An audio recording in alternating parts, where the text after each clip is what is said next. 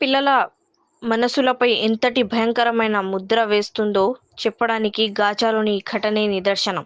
ప్రతిరోజు తమ కళ్ళ ముందే జరుగుతున్న మరణాలను చూసి చలించిన చిన్నారులు ఒక బొమ్మకు అంత్యక్రియలు నిర్వహిస్తూ ఆ దృశ్యాలను ఆటగా మార్చుకోవడం అందరినీ కన్నీటి పర్యంతం చేస్తోంది. 2023 నుంచి సుమారు 20,000 మంది చిన్నారులు ప్రాణాలు కోల్పోయారన్న గణాంకాలు ఈ వినాశన తీవ్రతను చాటి చెబుతున్నాయి. పసి హృదయాల్లో గూడు కట్టుకున్న ఈ వేదన ప్రపంచాన్ని కలచివేస్తోంది.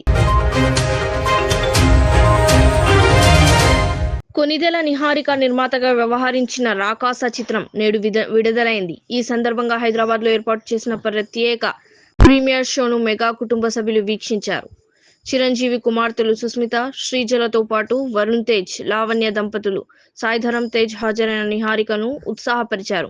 సాయిధరమ్ తేజ్ విజిల్స్ వేస్తూ సందడి చేయగా, స్టార్ డైరెక్టర్ నాగ్ అశ్విన్ కూడా వారితో కలిసి సినిమా చూసి నిహారికకు అభినందనలు తెలిపారు.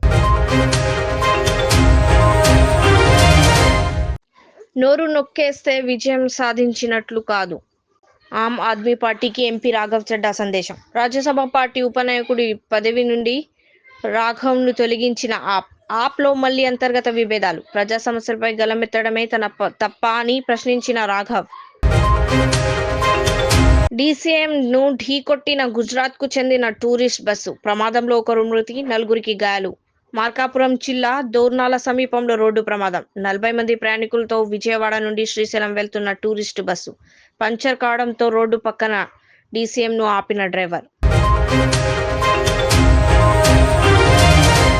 డ్రైవర్ నిర్లక్ష్యం. త్రుటిలో తప్పిన ప్రమాదం. డ్రైవర్ నిర్లక్ష్యంగా నడపడం వల్ల ఒక టర్నింగ్ వద్ద గడ్డి లోడ్తో వెళ్తున్న ట్రాక్టర్ బోల్తా. సరిగ్గా అదే టైంలో బైక్ మీద వెళ్తున్న కృష్ణ అనే వ్యక్తిపై గడ్డి పడగా కింద పడి గాయాలు.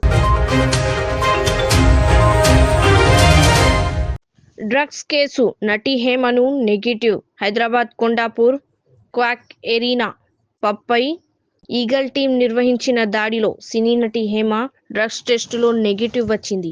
ఈ మేరకు ఆమె ఇన్స్టాగ్రామ్లో మీడియా రిలీజ్ చేశారు. బ్లాక్ కాఫీ ఈవెంట్లో 8 మందికి డ్రగ్స్ పాజిటివ్ వచ్చినట్లు అధికారులు గుర్తించారు. నటి హేమకు సైతం ఈగల్ టీం డ్రగ్ టెస్ట్ నిర్వహించగా అందులో నెగిటివ్ వచ్చినట్లు హేమ వెల్లడించారు.